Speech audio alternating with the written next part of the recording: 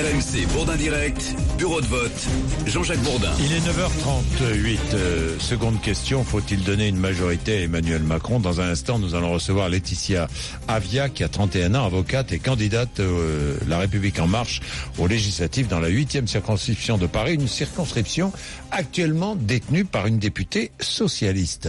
Affrontement donc avec le Parti socialiste. Il est 9h39, alors faut-il donner une majorité à Emmanuel Macron? François est auto-entrepreneur à Waterloo, dans le Nord. Bonjour François. Bonjour Jean-Jacques. Est-ce qu'il faut lui donner une majorité? Ça va très bien. Est-ce qu'il un peu fatigué, mais ça va. Est-ce qu'il faut lui donner une majorité? Bien sûr. Et je suis convaincu qu'il faut lui donner une majorité présidentielle afin qu'il puisse relever la France, et lui faire pouvoir donner toutes les chances à son programme de réussir, quoi, à son projet. Allô? Oui, je vous écoute, François. Voilà, c'était pour vous... Voilà ce que je voulais dire. Alors, on va prendre Sofiane, qui n'est pas d'accord, qui est fonctionnaire à Lyon. Bonjour, Sofiane. Oui. Bonjour, Jean-Jacques. Bonjour. Vous n'êtes pas d'accord, vous? Je suis contre à 3 millions % de donner une majorité présidentielle à M. Macron. Donc, je vais expliquer. Donc, il y a eu 4 millions de bulletins blancs et nuls. Oui. Ce qui signifie que M. Macron aussi a été élu par défaut. C'est un président par défaut qui a été élu grâce à un front républicain. Donc, Sofiane. C'est trop facile de dire ça. Élu par défaut, j'aime pas trop cette expression parce que. Mais il a été élu, il est arrivé premier. Défaut ou pas défaut, il est arrivé premier. J'aime pas trop cette expression, mais je dirais ça si Marine Le Pen l'avait emporté ou si n'importe qui d'autre. J'aime pas trop, moi. Quand on est élu, on est élu. Oui, quand on est élu, certes, mais M. Bourdin, il ne faut pas oublier la démocratie a parlé. La démocratie, certes, a parlé. Je respecte le président qui est mis en place et j'espère qu'il va réussir. Enfin, comme tout bon Français, on souhaite la réussite. Même si ça avait été Marine Le Pen, j'espère que, peu importe le président, j'espère qu'il réussira à mettre en place un bon programme économique et politique. Sauf qu'il faut un contre-pouvoir. Il ne faut pas oublier moi je le redis, M. Bourdin, c'est peut-être un terme que vous n'appréciez pas, mais c'est un président qui a été élu par défaut, à la suite d'un front républicain, donc des personnes front républicain qui était un peu fissuré quand même, comme front des républicains. Fissuré, je ne crois pas. Quand vous voyez Monsieur Fillon qui appelle à voter Emmanuel Macron, quand vous voyez Sarkozy appeler à voter Emmanuel Macron, quand vous voyez Benoît Hamon à voter Emmanuel Macron, il n'y a que Mélenchon qui est resté neutre sur cette question-là. Mais voilà, moi j'ai voté Mélenchon au premier tour et je peux vous dire que Emmanuel Macron m'a convaincu. Pour son projet au deuxième tour. Je peux vous le dire. Pour son projet, je vous écoute, excusez-moi, je vous couperai pas. Voilà, alors, François, qu'est-ce que vous ferez aux législatives, vous qui avez voté Mélenchon au premier tour? Alors moi j'ai la chance d'avoir quelqu'un dans ma circonscription, le maire de ma commune, qui soutient les idées de Macron. Oui. Et le maire de Waterloo, là. C'est exactement ça, Dominique Barre, qui est voilà. Qui soutient Macron, et donc j'aurais pas à élire pour une personne d'En Marche. Quand bien même il y aurait quelqu'un qui soutiendrait pas ses idées, je voterais certainement pour quelqu'un d'En Marche pour qu'il puisse faire quelque chose à l'Assemblée.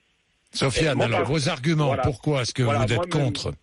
Moi, je suis contre. Premièrement, la façon de faire, par exemple, de récolter. Après, c'est à son dépend, mais de récolter, par exemple, tous les vieux crocodiles de la politique, tels que Manuel Valls, Gérard Collomb, etc. Il n'a jamais dit qu'il allait reprendre Manuel Valls, Ah non, mais Manuel Valls, aujourd'hui, j'ai pu lire dès ce matin qu'il allait se présenter, qu'il voulait se présenter sous l'étiquette En Marche. Pour l'instant, c'est sa volonté à lui. Tiens. Non, mais est-ce que je peux argumenter? Voilà, finissez, Sofiane.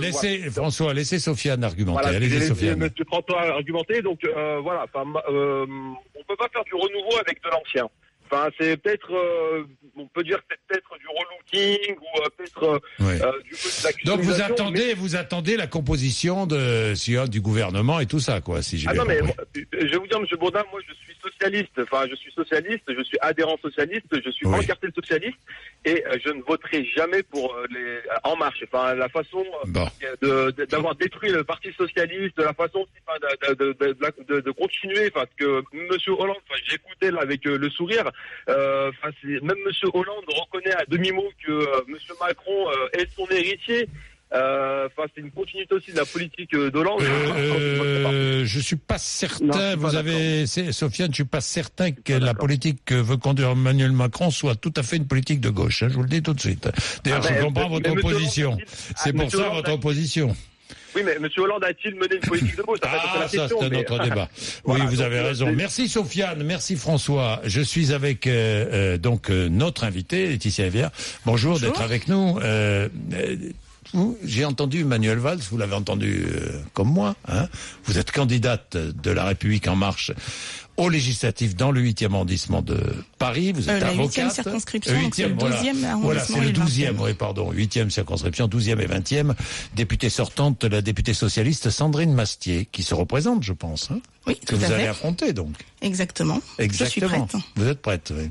Bon, dites-moi, Laetitia Avia. Oui, Manuel Valls fait acte de candidature. Vous avez vu, puis à En Marche, on dit, attendez, on l'a pas encore adoubé. On dit surtout que Manuel Valls, comme tout le monde, doit passer par une commission d'investiture et qu'à notre connaissance, il n'a pas soumis de dossier à la commission d'investiture. Alors moi, je suis une engagée de la première heure En Marche. Et j'ai dû soumettre un dossier, j'ai dû passer par la commission d'investiture. Donc si jamais Manuel Valls veut être un des candidats En Marche, il fera comme tout le monde. Il devra remplir son dossier, il devra faire ça très rapidement parce que les investitures seront données d'ici jeudi. Et le dossier, je dois vous le dire, est assez fastidieux à remplir. Et il n'y aura pas de passe-droit. Il n'y aura pas de passe-droit. Pour qui que ce soit. Pour qui que ce soit. Évidemment, ça va changer un peu la donne, Laetitia Avia. Ça va changer la donne, mais dites-moi, vous êtes candidate dans la 8e circonscription de Paris, donc qu'est-ce que vous allez dire aux électeurs socialistes qui ont voté jusque-là pour Sandrine Mastier? Je vais leur dire que Sandrine Mastier a porté un projet qui était le projet de Benoît Hamon, un projet qui a fait moins de 12% au sein de la circonscription, là où le projet d'Emmanuel Macron a fait près de 36%. Je vais leur dire que moi je suis une femme de conviction, que je porte ce projet depuis 1 an, que ça fait 1 an que je suis derrière Emmanuel Macron, derrière En Marche, que je pense qu'il faut donner tous les moyens nécessaires à Emmanuel Macron pour accomplir son projet. Mais pourquoi donner une majorité à Emmanuel Macron? Parce qu'à partir du moment où on a élu ce président de la République, il faut lui donner les moyens de réformer en profondeur le système. Moi, je veux bien entendre que certaines personnes soient méfiantes, ne croient pas à 100% au projet. Mais alors, dans ce cas-là, qu'on lui donne cette chance, qu'on lui donne la possibilité de mettre les choses en œuvre, plutôt que de facto dire que ce programme ne sera pas. Je vous dis ça, Laetitia Avia, parce que, je regarde moi les premières mesures d'Emmanuel. Il faut être concret. Je regarde les premières mesures d'Emmanuel Macron. Bon, projet de loi sur la moralisation de la vie politique, ça, je pense que beaucoup seront d'accord avec cette idée-là. Hein. Beaucoup seront d'accord, mais tout le monde ne l'a pas porté. Oui, mais je suis bien d'accord. Mais enfin, autorisation de légiférer par ordonnance pour simplifier le droit du travail, en donnant la priorité à l'accord d'entreprise pour fixer la durée du travail et en encadrant le montant des dommages et intérêts accordés par les prud'hommes pour licenciement, ça fait grincer des dents. Ça fait grincer des dents. Ensuite, ce qu'il faut savoir, c'est pourquoi. L'idée, c'est pas du tout de court-circuiter le Parlement. Hein. Légiférer par ordonnance, c'est donner plus de rapidité et d'efficacité. Oui, il faut une ratification du Parlement, d'ailleurs. Exactement. Derrière. Donc, il faut que le Parlement valide ce système. L'idée, c'est pas de légiférer par ordonnance pour tout, mais on a des mesures qui doivent être prises très rapidement pour être efficaces, pour pouvoir justement répondre à ce besoin des Français aujourd'hui. Et là, Emmanuel Macron ne reculera pas devant cela. À ma connaissance, non, puisque Emmanuel Macron a pris un certain nombre d'engagements, a été élu sur la base de ces engagements, et l'idée, c'est je vous dis ça parce qu'il y a beaucoup de présidents de la République qui ont été élus sur la base de certains engagements et qui ont renoncé tout de suite. Mais justement, alors imaginez s'il renonçait dès maintenant, on ne serait pas du tout dans justement cette affirmation que nous voulons porter de faire les choses autrement. Il a pris des engagements et donc il faut aller jusqu'au bout de ces engagements. Il les tiendra, et c'est cette idée de légiférer par ordonnance, c'est vraiment sur des points très précis. Oui, bien sûr, mais je viens d'en indiquer. Bien sûr. Je viens d'indiquer ces points, très précis. Je vous dis ça parce que ça va être un angle d'attaque chez Jean-Luc Mélenchon, par exemple, que je reçois demain matin à 8h30, par exemple. Oui, mais imaginez si Monsieur Mélenchon était passé au second tour et avait été élu. Est-ce qu'on lui aurait demandé de changer d'avis sur sa constituante pour rester dans la 5e République? Non. Voilà, il a pris des engagements. Il aurait été élu aussi sur la base d'engagements forts. Oui. L'idée, c'est de respecter ça et de respecter la démocratie. Pour vous, c'est clair, il faut tenir absolument ses engagements et il en va de la réussite ou pas du quinquennat d'Emmanuel Macron. Et de la confiance des Français, surtout. Et de la confiance des Français. Bon, il est 9h49, on va prendre Agnès et Olivier dans un instant. Mathieu. Faut-il donner une majorité à Emmanuel Macron? Vous votez oui ou non par SMS au 6 10 71. RMC Bourdin Direct, bureau de vote. Et vous êtes divisé sur cette question, évidemment. Manu nous écrit depuis la Vienne, voter pour Macron aux législatives, c'est voter encore pour Hollande, écrit Manu. Cyril qui nous dit, j'ai honte de notre démocratie, honte de tous ces électeurs qui ont voté Macron sans adhérer à son programme, juste pour faire barrage au FN. JM qui nous dit, on semble s'apercevoir depuis dimanche que les Français ont élu un président dont personne ne sait ce qu'il va faire. Ahurissant quand même, et que dire des prétendants à l'investiture, la République en marche, qui ne savent pas plus et dont on leur demandera juste de rester le doigt sur la couture du pantalon, quoi qu'il se passe.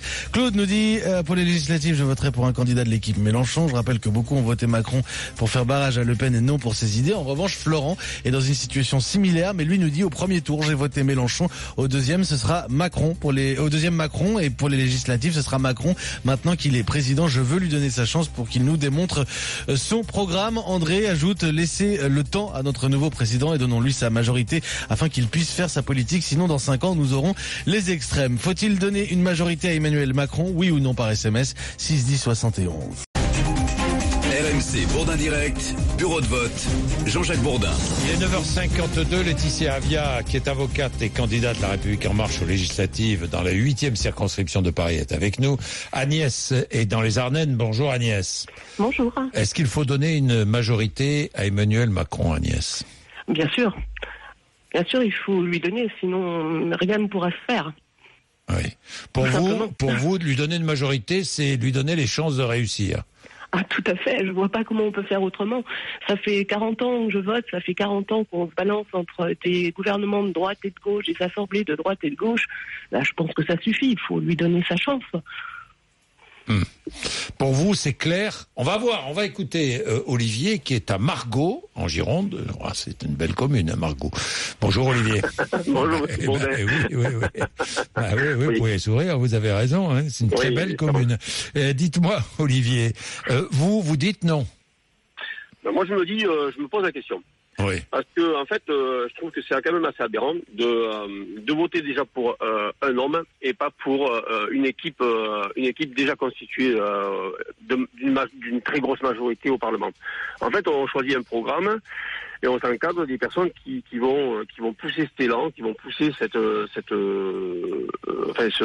programme avec qui on est sûr d'avancer. Aujourd'hui, ce qu'on voit, c'est on a voté pour un président et puis après on essaie de chercher les personnes qui vont faire partie du gouvernement en majorité pour pouvoir appliquer son programme. Je trouve ça aberrant. C'est comme si un peu, je disais à votre standardiste, c'est comme si un peu un entraîneur de foot appelait à des sponsors à donner de l'argent en disant je vais gagner, on va monter une équipe, on va la gagner, et en fait, bon, les joueurs je les ai pas, mais je les aurai quand on m'aurait filé l'argent. C'est pareil, c'est exactement pareil. Comment voulez-vous qu'on avance si on n'a pas déjà, comme ça m'a vous aimeriez connaître, il ne a pas donné l'identité de son Premier ministre. Oui, mais ça, soyez un peu pas. Si j'ai bien compris, c'est pour lundi, hein. Ouais, si j'ai bien compris. Et le gouvernement mardi, donc avant les législatives, donc vous pourrez voir un peu qui est choisi, non, Olivier? Moi, j'attends pas qu'ils choisissent une fois que son programme a été établi. J'attends pas qu'ils choisissent les personnes qu'il va mettre en majorité dans son gouvernement. Il avait qu'à le choisir avant. Et ce qui m'embête aussi, c'est parce que quand on choisit les personnes, c'est qu'on a la conviction que ces personnes-là vont vous rejoindre, ils vont parler en même temps et ils vont faire avancer votre programme avec vous. Aujourd'hui, là, ce qu'il veut, c'est avoir la majorité avec des gens qui ont été au contraire à l'opposition de ce qu'ils voulaient. Dans son programme pour certaines choses, et que maintenant, parce qu'ils n'ont pas, ils sont pas au pouvoir, veulent intégrer ce gouvernement-là pour se protéger et avoir une place. Moi, ça m'embête. Laetitia Avia. Oui, bonjour. Alors, bonjour. Là où je vois une différence, c'est qu'en fait, c'est vraiment une question de paradigme. Est-ce qu'on vote pour des personnes ou est-ce qu'on vote pour un projet ? J'ai envie de vous dire, on vote pour un projet avant tout. On vote pour ce qu'on va faire, ce qu'on va apporter à la France. Aujourd'hui, le programme d'Emmanuel Macron, il est connu.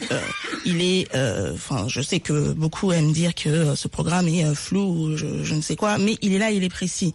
C'est à partir de ce projet que l'on va ensuite donner une majorité présidentielle et avoir un gouvernement qui va le porter. Et une des conditions d'investiture de La République En Marche, c'est vraiment ce besoin de cohérence. Chacun des candidats investis pour En Marche va signer cet engagement de contrat avec la nation, de porter ces mesures qui sont essentielles pour l'accomplissement du projet. Et c'est cela qui permet de faire avancer finalement. Pourquoi l'ont-ils pas fait avant? Pourquoi ils ne sont pas présentés avant? Pourquoi? Parce qu'ils avaient dit non. Mais non, M. Valls, il n'avait pas le même programme, je suis désolé. Mais M. Valls n'est pas investi par le mouvement En Marche. Ah ben, il n'est pas investi, mais enfin, en attendant, il cherche à se placer, comme d'autres n'étaient pas investis. Il y en a beaucoup qui cherchent à se placer. Hein, mais oui, c'est pas pour le programme, c'est pour se protéger. Je suis désolé. Et beaucoup de gens qui ont voté Monsieur Macron avaient pour esprit de dire bon, on va avancer, mais avec d'autres personnes qu'on ne voit pas, qu'on ne connaît pas. Voilà. Aujourd'hui, on va ressortir des anciens ou des anciennes ministres pour composer un bureau de majorité. Monsieur, 50% des investis En Marche seront issus de la société civile. Vous aurez des visages nouveaux. Voilà, ça c'est regardez Laetitia Avia, vous ne la connaissez pas, moi non plus d'ailleurs. Et Madame Royal, elle est nouvelle. Madame Royal, à ma connaissance, n'a pas d'investiture En Marche non plus. Non. Mais c'est là qu'il faut prendre. Bien placé quand même. Voilà, chaque responsable politique peut faire les annonces qu'il souhaite. Chaque responsable politique peut donner des soutiens, qui sont des soutiens aussi, qui étaient les bienvenus, surtout dans ce rassemblement républicain. Et puis, le mouvement En Marche a toujours été un mouvement de rassemblement. Et ça, il ne faut pas l'oublier. Mais ensuite, les engagements ont été pris. Et chaque candidat a, dès son acte de candidature auprès de la commission d'investiture, indiqué qu'il soutiendrait le contrat avec la nation. Et c'est ça l'élément le plus important, c'est de la cohérence. Bon, nous verrons, Olivier. Vous savez, nous aurons la liste dans combien de jours? C'est jeudi que nous connaîtrons la liste des candidats En Marche. Nous verrons qui sera là, qui ne sera pas là. Et nous attendrons aussi l'élection le choix du Premier ministre et du gouvernement. C'est important parce que ça va donner des signes politiques, ça, on est d'accord, hein. Vous êtes d'accord, Olivier? Ça va donner des signes politiques. Oui, mais ça va pas forcément donner la majorité. Ça va pas forcément vous plaire. Ça va pas forcément vous plaire ou plaire à d'autres. Ça, je comprends très bien. Hein. Chacun a le droit d'être d'accord ou pas d'accord. Merci Olivier, merci Agnès. Allez, merci Laetitia Avia d'être venue nous voir ce matin. Il est bonne chance. Enfin, vous verrez bien. Hein. Il y aura du monde dans votre circonscription.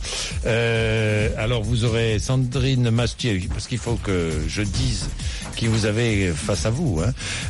Valérie Montandon, les Républicains, on est bien d'accord, et puis Sandrine Mastier pour le PS. Et il y aura d'autres, j'imagine, d'autres adversaires. Hein. Vous les connaissez? Bonny pour la France Insoumise.